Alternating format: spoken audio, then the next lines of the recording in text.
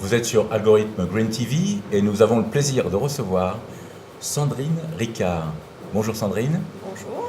Sandrine, vous vous appelez Ricard, pourquoi? Paul Ricard était mon grand-père, donc le fondateur de Ricard. Si votre grand-père était là aujourd'hui, est-ce qu'il serait impliqué dans la RSE par exemple? Je dirais même qu'il serait le premier d'entre nous et franchement, il nous a laissé tout un héritage d'actions concrètes qu'il a entrepris depuis ses débuts. Alors justement, chez Pernod Ricard, d'abord, est-ce que vous pouvez nous réexpliquer ce qu'est Pernod Ricard? Parce que j'ai l'impression que le grand public, souvent, vous connaît mal. D'accord, donc Pernod Ricard est né de la fusion de Pernod et de Ricard, qui était en 1975, qui était monoproduit à l'époque, avec le Pastis 51 et Ricard, et qui maintenant s'est développé pour être le deuxième grand acteur mondial dans les vins et spiritueux, avec plus de 400 marques, on pense. On est présent dans tous les catégories, que ce soit le vin, whisky, tequila, vodka. Je pourrais énumérer longtemps comme ça. D'accord, une belle offre segmentée. Quels sont vos actes d'engagement? Est-ce que vous en avez déjà? Alors nous en avons 4. Enfin, nous l'avons structuré en 4 axes d'engagement qui reprend tout ce que l'on fait. Alors, quelque chose qui est unique à Pernod Ricard, c'est au centre de nos axes d'engagement, nous mettons les employés de Pernod Ricard. D'une part, parce qu'ils sont les meilleurs ambassadeurs pour parler justement de ce que nous faisons et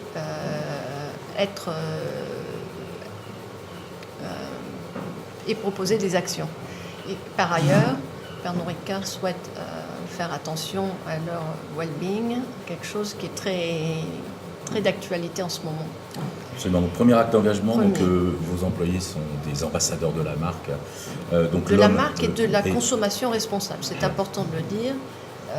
Ils sont la consommation responsable qui est également un deuxième axe d'engagement spécifique à notre secteur, bien évidemment. Troisième axe? Troisième axe, c'est protéger notre planète, parce que nous sommes très dépendants par nos produits de ce que nous offre la nature. Donc il est impératif pour nous de faire en sorte que nous soyons responsables. Et quatrième axe? Et j'ai pas fini. Il y a l'eau, mais l'eau également qui est très important. Oui. Et l'axe, nous sommes implantés dans 85 pays. Et il est important de bien être implanté dans nos communautés. Donc nous souhaitons développer nos communautés et engager nos partenaires à se joindre à nous dans nos actions responsables.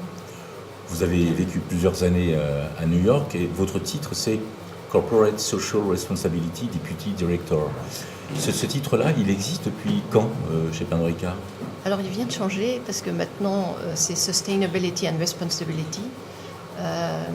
Et ce département existe depuis 9 ans, puisqu'auparavant nous fonctionnons de façon très décentralisée et chaque pays faisait ses propres actions. Donc nous avons souhaité structurer tout cela de façon à être plus efficace. Et donc cela fait 9 ans que le département existe sous l'égide des RH. Donc, et alors quelque chose qui est très important, c'est que lead by example, important, donc ça commence dès le top management.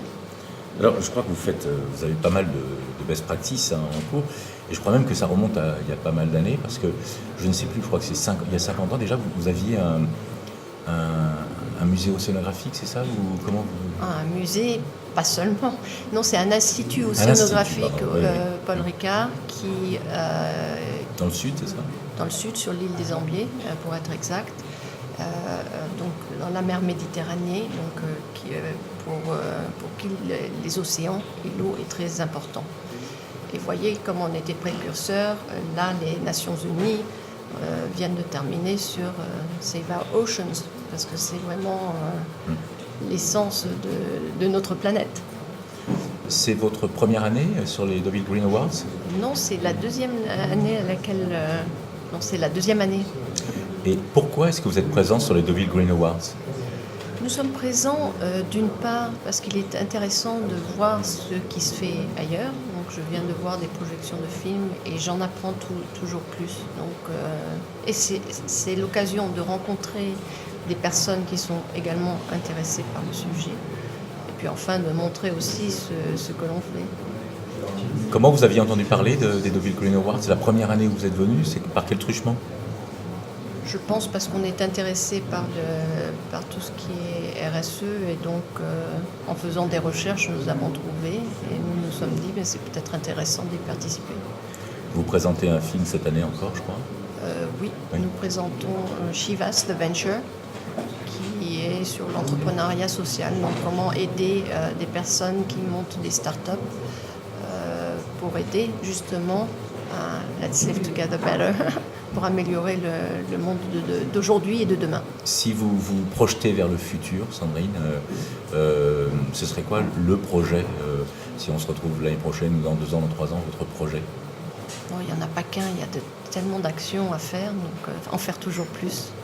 Super, donc votre projet, c'est des projets. Est-ce qu'on peut terminer sur une devise? Vous avez une devise? Notre devise, c'est Let's Live Together Better.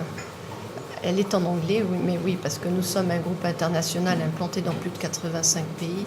Et il est important pour nous, dans notre travail, d'avoir du respect mutuel, un grand sens d'éthique avec les gens avec lesquels nous travaillons. Let's live together better. Donc, à tout point de vue. C'est tout le bien que je nous souhaite. Merci Sandrine. Merci beaucoup.